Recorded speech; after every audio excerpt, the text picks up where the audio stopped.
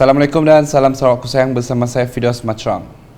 Berita dimulakan dengan Perdana Menteri Datuk Seri Ismail Sabri Yaakob hari ini mengumumkan kerajaan bersetuju membenarkan pengeluaran khas sebanyak RM10,000 bagi caruman kumpulan wang simpanan pekerja KWSP. Menurut beliau, keputusan tersebut dibuat berdasarkan dapatan kajian dan penelitian secara menyeluruh dalam fasa pemulihan selepas pandemik COVID-19. Katanya lagi terdapat dalam kalangan keluarga Malaysia yang masih terkesan dari segi ekonomi, hilang pendapatan dan sedang membina semula kehidupan. Kerajaan mendengar, mengkaji dan meneliti permintaan daripada semua pihak untuk pengeluaran caruman KWSP. Justru pada hari ini, kerajaan bersetuju membenarkan pengeluaran khas KWSP sebanyak RM10,000. Beliau berkata demikian dalam sidang media khas pada Rabu. Jelasnya lagi, penjelasan lanjut mengenai pengeluaran khas KWSP ini akan dibuat Kementerian Keuangan dan KWSP sendiri. Namun begitu, Perdana Menteri menggesa kepada para pencarum supaya terus mengekalkan simpanan mereka kecuali sekiranya keadaan amat terdesak. Namun begitu, Perdana Menteri menggesa kepada para pencarum supaya terus mengekalkan simpanan mereka kecuali sekiranya keadaan amat mendesak. Saya berharap para pencarum membuat pertimbangan yang sewajarnya sebelum melakukan pengeluaran demi masa depan. Sebelum ini, kerajaan telah membenarkan pengeluaran cawangan KWSP melalui 3 skim iaitu iLestari, iSinar dan iCitra berjumlah RM101 bilion melibatkan 7.34 juta pencarum sejak pandemik COVID-19 melanda negara 2 tahun lalu. Seterusnya, Pegawai Perkhidmatan Awam Sarawak memainkan peranan penting dalam membantu kejayaan Sarawak mencapai matlamat selaras dengan pelaksanaan Strategi Pembangunan Pasca COVID-19 PCDS 2030. Sehubungan itu, Kerajaan Sarawak telah memperkenalkan bimbingan eksekutif kepada setiap Ketua Jabatan Perkhidmatan Awam Negeri untuk mencapai matlamat inisiatif berkenaan. Premier Sarawak Datuk Patinggi Tan Sri Dr. Abang Abdul Rahman Zohari Tun Datuk Abang Openg berkata bimbingan eksekutif itu telah menjadi rahsia kejayaan banyak nama besar dunia.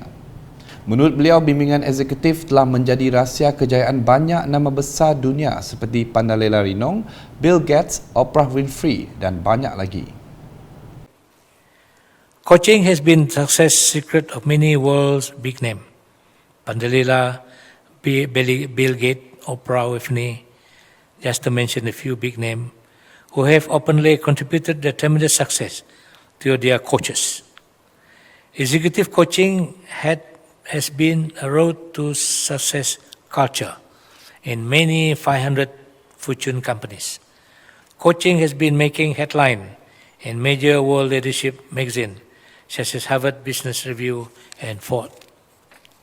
Beliau berkata demikian dalam teks ucapan yang dibacakan Timbalan Premier Dato' Ahmad Douglas Unggah Embas yang mewakili Premier Sarawak dalam merasmikan Supporting SCS Leadership Transformation via Coaching pada Rabu. Premier Sarawak menambah melalui inisiatif tersebut bimbingan serta latihan yang dilaksanakan menyediakan intervensi pembangunan kepimpinan yang teguh. Bimbingan eksekutif itu dikenalikan oleh pembimbing eksekutif Dr. Marcia Reynolds yang mempunyai pengalaman melatih CEO, program bimbingan dan latihan eksekutif di 43 negara. Berita selanjutnya, suasana pilu dan hibah menyelubungi lapangan terbang antarabangsa Kuching apabila menyambut ketibaan 3 orang anak pasangan suami isteri dari Sarawak yang maut dalam kejadian renjatan elektrik di kediaman mereka di Taman Puncak Teringkap, Cameron Highlands pada Khamis lepas. Ketiga-tiga adik-beradik itu yang berusia 10, 8 dan 1 tahun tiba kira-kira jam 11.40 pagi. Sehubungan itu, wartawan Unit Komunikasi Awam Sarawak UKAS yang berada di lokasi ketibaan ada laporannya. Assalamualaikum dan salam Sarawak Kusayang. Saya Fatin Syairah Rosdi yang kini berada di lapangan terbang antarabangsa Kuching bagi menyambut ketibaan 3 beradik yatim piatu setelah kehilangan ibu bapa mereka, mendiang Damian dan Ronwina Mambai yang maut dalam insiden terkena renjatan elektrik di Taman Puncak Teringkap Cameron Highlands pada Khamis lepas. 3 beradik berkenaan iaitu Elisa Olivia 10 tahun, Joseph Ryan 8 tahun dan Magdalena setahun dibawa dibawa pulang oleh abang kepada mendiang Ronwina yang telah diterbangkan ke Kuala Lumpur susulan kejadian tersebut. Insiden tragis yang mengorbankan pasangan suami isteri berusia 35 tahun dan 40 tahun itu amat mengejutkan kerana keduanya meninggal serentak di kediaman mereka. Dalam kejadian kira-kira jam 9.45 pagi, kedua-dua pasangan yang berasal dari Sarawak itu meninggal dunia akibat terkena renjatan elektrik ketika menggunakan pemanas air untuk mandi. Menurut sumber, ketika kejadian, mendiang Ronwina cuba nak membantu suaminya yang terkena renjatan elektrik. Niat beliau bagaimanapun gagal apabila turut terkena renjatan elektrik dan meninggal dunia bersama suaminya. Dalam pada itu, nasib berpihak kepada anak perempuan mereka berusia 10 tahun yang turut sama mencuba untuk membantu dengan menghulurkan kayu, tidak mengalami sebarang kecederaan. Difahamkan segala urusan penerbangan pulang ketiga beradik berkenaan dan waris terlibat serta penginapan transit termasuk urusan pengkebumian kedua-dua mangsa telah dibiayai sepenuhnya oleh Sarawak Volunteers dengan bantuan Rumah Sarawak di Kuala Lumpur. Kami dari Buletin UKAS turut bersimpati dan ingin merakamkan takziah kepada keluarga mendiang Damian dan Ronwina.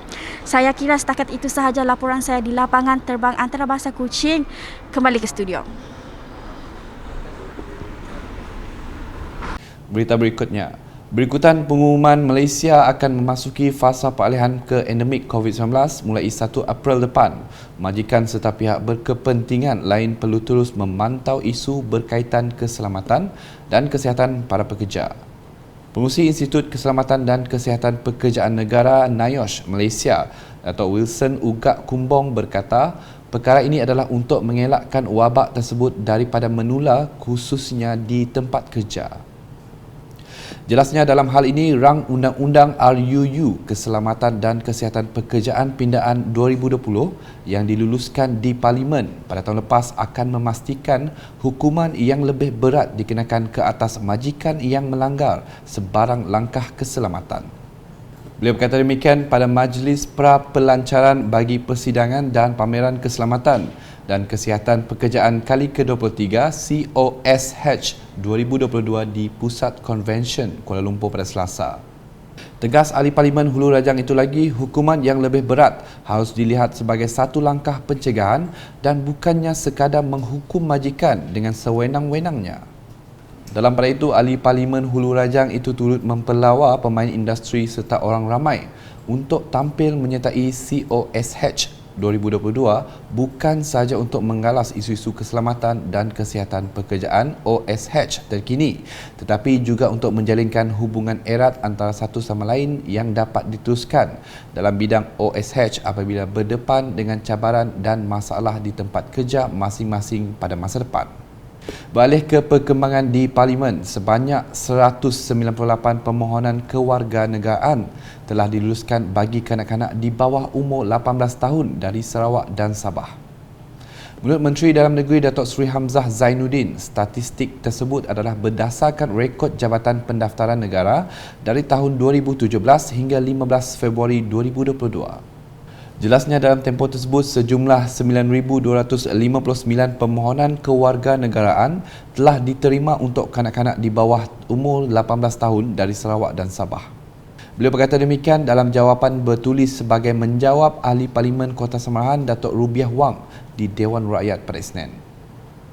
Terdahulu, Datuk Rubiah bertanya mengenai status terkini bilangan permohonan kewarganegaraan serta jumlah yang diluluskan khususnya untuk golongan tersebut yang belum ditentukan berasal dari Sarawak atau Sabah.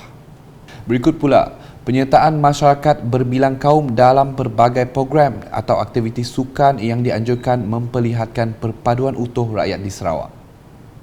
Menurut Ahli Dewan Negeri Adun Meradong, Datuk Ding Kuang Hing, keunikan yang dimiliki Sarawak ini harus dikekalkan kepada generasi seterusnya agar semua kaum di negeri ini dapat hidup dalam suasana harmoni. Beliau berkata demikian semasa berucap menutup pertandingan futsal anjuran Sungai Senapak Skim B Meradong Zon 2 di Padang Futsal Skim B Meradong pada Ahad. sambil melahirkan rasa bangga dengan penyertaan pasukan kaum Melayu dan Iban. Dalam pertandingan itu, beliau juga berharap semua peserta menghargai persahabatan yang terjalin. Sebagai tanda sokongan, Datuk Ding telah menyumbang dana projek kecil luar bandar MRP berjumlah RM1,500 untuk pertandingan tersebut yang dianjurkan KRT Sungai Senapak Skim B Meradong Zon 2. Sebanyak 26 pasukan menyertai pertandingan tersebut dengan 20 pasukan kategori lelaki dan 6 kategori perempuan tanpa mengira umur.